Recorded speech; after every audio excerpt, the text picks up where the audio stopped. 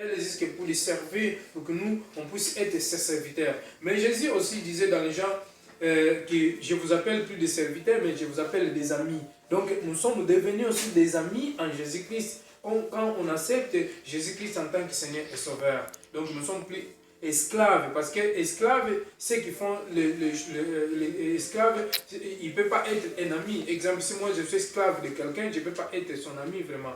Parce que je suis son esclave, il ne peut pas me dire tout son secret. Mais si je suis ami de quelqu'un, cette personne, il va me raconter ses secrets. Donc l'amitié, ça sera différent d'une esclave.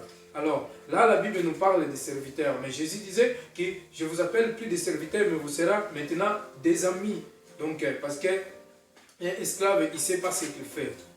Alors, Dieu, il nous appelait pour qu'on puisse le servir. Comme nous avons donné notre corps auparavant dans le monde pour servir les choses inutiles, pour servir les choses du monde, maintenant on doit donner notre corps comme un sacrifice à Dieu pour servir à Dieu qui est saint et juste. Amen. Parce que nous, quand on accepte Jésus-Christ en tant que Seigneur Sauveur, on devient juste aussi. Nous sommes appelés des justes. Juste, c'est quoi? Juste, c'est celui qui écoute la parole de Dieu tous les jours. Juste, c'est celui qui se sacrifie en Jésus-Christ. Juste, c'est celui qui gêne, qui marche selon la parole de Dieu, qui craint de Dieu, qui obéit à la parole de Dieu. C'est ça que la Bible appelle des justes. Amen. Il y a des gens qui disent que non, il n'y a pas de justes, que Dieu seul les justes. Oui, Jésus l'avait dit que Dieu seul les justes. Homme, il n'est pas bon. Mais comment on peut devenir bon? Quand on imite Dieu, quand on imite le caractère de Dieu, quand on imite comment Jésus marchait, quand on imite comment Jésus parlait, quand on imite comment Jésus marchait, comment Jésus mangeait, comment Jésus parlait, comment Jésus prêchait la parole de Dieu. Alors nous sommes devenus comme imitateurs aussi de Dieu. Amen. C'est pour cela qu'on doit marcher comme Dieu il veut qu'on puisse marcher. Alors, dans le 22, il dit, mais maintenant, vous avez été libérés du péché. Donc, nous étions libérés du péché. Dieu il nous a libérés du péché. Maintenant, nous sommes plus esclaves du péché.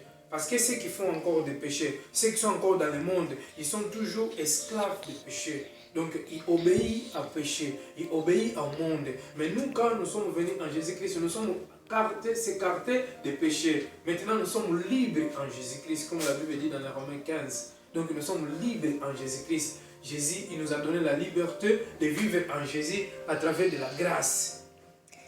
Pour apprendre le salut. Donc nous, on attend notre fiancé, Jésus-Christ, il viendra pour venir nous chercher, pour nous marier. Parce que nous sommes déjà libres, Jésus nous a pardonné nos péchés. Alors on attend seulement Jésus-Christ pour qu'il vienne nous chercher et pour se marier avec lui pour l'éternité. Pour l'éternité, on sera toujours avec notre mari. Amen. Nous sommes une église, nous sommes une femme, nous sommes une fiancée de Jésus-Christ, quel que soit un homme, quel que soit une femme. Alors, c'est pour cela, la raison pour laquelle Dieu il nous a liberté, Dieu nous a rendus libres. Aujourd'hui, nous sommes libres en Jésus-Christ. Nous avons reçu sa grâce, sa plénitude.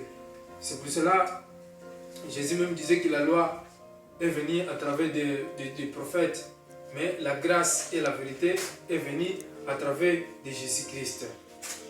Alors, la Bible dit, maintenant, vous avez été libérés du péché et vous êtes au service de Dieu. Vous gagnez d'être dirigé dans une vie sainte et recevoir à la fin la vie éternelle. C'est ça. Nous sommes maintenant au service de Dieu parce qu'on était libérés. Dieu il nous a libérés pour être dans son service. Ça veut dire que pour travailler pour Dieu. Et après, nous sommes préparés aussi pour recevoir la vie éternelle. Amen.